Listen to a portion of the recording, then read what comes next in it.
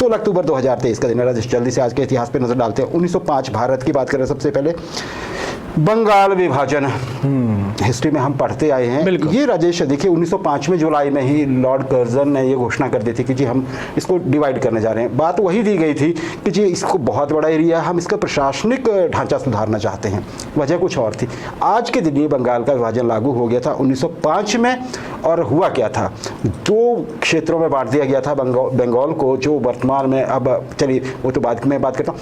एक में हिंदू ज़्यादा थे और एक में मुसलमान ज़्यादा थे, उसी हिसाब से बांटा गया था।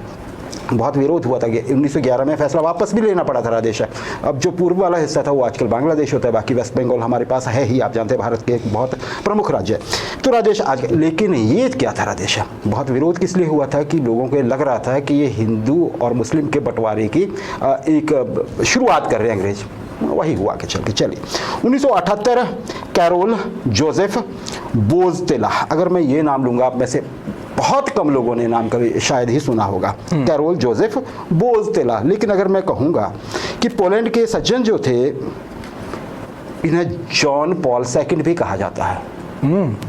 तो आप सब जानते हैं ये कौन साहब रहे हैं। 1978 में आज के दिन ही कैरोल जो पोलैंड के प्रीस्ट थे, इन्हें रोमन कैथोलिक जो क्रिश्चियंस हैं उनके सबसे बड़े धर्म गुरु चुना गया था इन्हें, और इन्होंने नाम ग्रहण किया था। इनमें होता है ऐसा है ना जी, जो असली नाम था आपको बता चुका हूँ। इन्होंने जॉन पॉल सेकंड के नाम से ये गुरु गद्दी पर बैठे। आप ये समझिए, मैं वैसे लेमैन की भाषा में बोल रहा हूँ, जो भी है ये पोप बनते हैं। राजेश बड़ी बात क्या थी इनके बनने के पीछे, पिछले 455 साल में ये पहले नॉन इटालियन थे जो इस पद पर पहुंचे। आपको पता है वेटिकन सिटी जो कि मुख्यालय अपने आप में एक अलग देश है ना, बहुत छोटी सी जगह में 2-2.5 माइल के स्क्वायर माइल के एरिया में जो देश है, उसके वो जो प्रमुख होते हैं वो पोप ही होते हैं। तो क्योंकि वो रोम में है, इटली में है, तो वहाँ पे ज़्यादातर ऐसा था कि वही बनते आए थे, लेकिन इन्होंने प्रथा तोड़ी थी राजेश। और बड़ी बात है इनके नाम पे एक और रिकॉर्ड है कि अब तक के पोप जो इतिहास है पोप का, उनमें तीसरा सबसे लंबा कार्यकाल था इनका। 26 वर्ष से अधिक समय तक ये इस पद पर रहे अपनी मृत्यु तक। और राजेश देखिए एक और बड़ी बात, इनसे पहले जितने भी पोप हुए ना, उन सब के जितने भी उन्होंने यात्राएं की थी देश दुनिया में, उनको मिला लीजिए और उनको जॉन पॉल सेकंड से कंपेयर कर लीजिए। जॉन पॉल सेकंड साहब के ज़्यादा हैं, पर इन्होंने ये धर्म प्रचार के लिए किए बहुत सारा। इन्होंने जैसे है ना बड़े बड़े दूसरे धर्मों के गुरुओं से, प्रमुख नेताओं से इन्होंने बात की, मतलब एक तरह से संभाव लाने की प्रयास की। चलिए बहुत लंबा हो जाएगा सब्जेक्ट। 1847 राजेश शार्लोट ब्रॉन्ट, मैं अक्सर बात करता रहता हूँ, एक शार्लोट ब्रॉन्ट और एक इनकी सिस्टर एमिली ब्रॉन्ट की। अब आज के दिन क्या था, ये अंग्रेज लेखिका थी पहले, तो 3 बहनें थी, एक और है। प्रीस्ट थे इनके पिताजी, गरीबी में सारा कुछ इनका बीत रहा था, लेकिन इनको लेखन का बहुत शौक था। ये कुरियर बेल के नाम से लिखती थी समय पे, सूडोनेम से नाम, हाँ मतलब नाम Currer Bell CURRER Currer Bell के नाम से।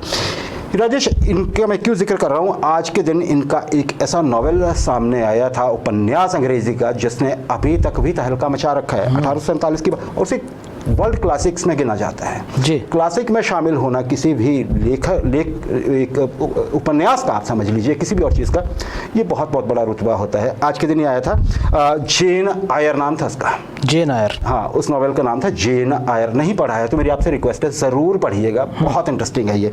उस समय की जो विक्टोरियन एज थी, क्वीन विक्टोरिया तब रानी थी, और वहाँ पे इंग्लैंड का कैसा समाज था, एक हद तक आप उसे रूढ़िवादी भी बोल सकते हैं। उसमें एक गरीब लड़की कैसे सर्वाइव करती है, उसकी कहानी है। जेन उसका नाम था, जेन आयर, उसी के नाम पे नॉवेल बना। एक इनकी बहन भी थी, वैसे 38 साल की उम्र में इनकी मौत हो गई थी राजेश। 2 और नॉवेल लिखे थे, लेकिन इसकी ज़्यादा चर्चा होती है। एमिली ब्रॉन्टे की जिनकी मैं बात कर रहा हूँ, उनसे छोटी थी, 29 साल में उनकी भी मौत हो गई थी। और वुदरिंग हाइट्स, मैं बार बार पता नहीं क्यों बोलता हूँ कि आप वुदरिंग हाइट्स जरूर पढ़ लीजिएगा, अल्टीमेट है।